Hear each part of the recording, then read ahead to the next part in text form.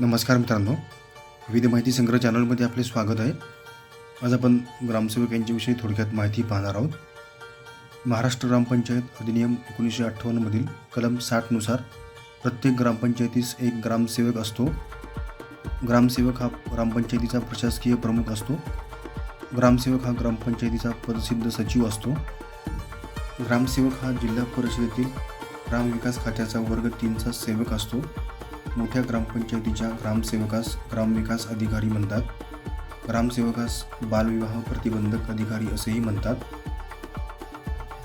महाराष्ट्रातील ग्रामसेवकांची प्रशिक्षण केंद्रे जालना, मांजरी, पुणे, गारगोटी, कोल्हापूर, कोसबाड, पुणे, परभणी, सिंदेवाही, चंद्रपूर, बुलढाणा आणि अमरावती.